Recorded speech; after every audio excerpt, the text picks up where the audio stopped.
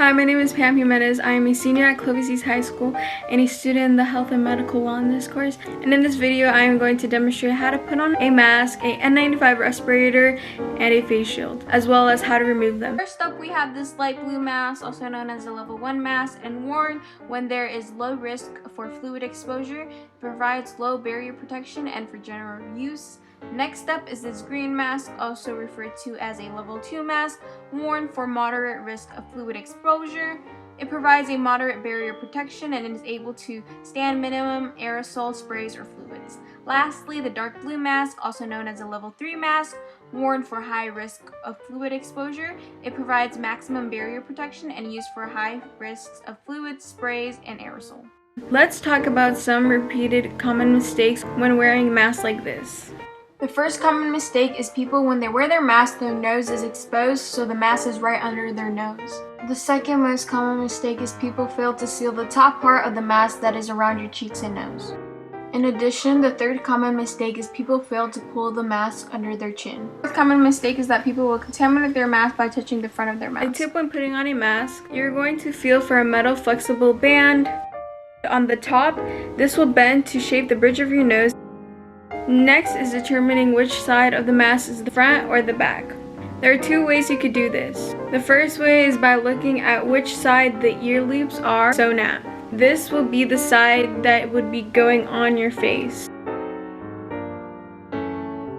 The second way is by looking at what is known as the pleats of the mask and which direction they are heading in.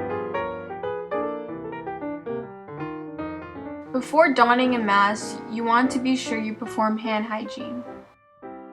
Then when using a mask with ear loops, take each ear loop and place it over the ears. Then clasp the nose piece of the mask, making sure it is covering the bridge of the nose, and molding the nose piece of the face mask to fit your nose using the fingertips of both hands, starting inwards from the bridge of the nose to outwards to the cheeks. Then holding on to the top piece of the face mask, pull the bottom of the mask over the chin. To remove the mask, you want to be sure to avoid touching the front of the mask, for this part is considered contaminated. So therefore, you will need to grab a hold of the ear loops with your fingertips to remove from the face. Then dispose or store the mask for future per-use facilities protocol. Then perform hand hygiene. Next up is the N95 respirator. You want to be sure to follow the manufacturer's recent protocols and directions first. The first step is to perform hand hygiene. Next, hold the respirator with one hand with the front of the mask touching your hand. The metal flexible noseband should rest in between your fingertips, and the straps of the mask should be hanging under your hand and not tangled up. Take the respirator and place it over your nose, mouth, and chin and hold it there. When putting on the straps, you want to be sure you don't tangle them up. So take your free hand and the top strap of the respirator and pull it just over the top of your head, above the ears. Then take the bottom strap of the respirator and pull it below the ears. At this point, you want to be sure that the straps again aren't twisted or tangled. Next, ensure you have proper seal of the respirator. Mold the nose piece and with both fingertips around the nose, starting inwards and working your way outwards to your cheeks. Now we're going to perform the seal test. This will test if you have donned the respirator correctly and there is no leakage of air. First, taking both of your hands and placing them over the respirator, take a sharp breath in. You want to make sure the respirator is sealing all over your face.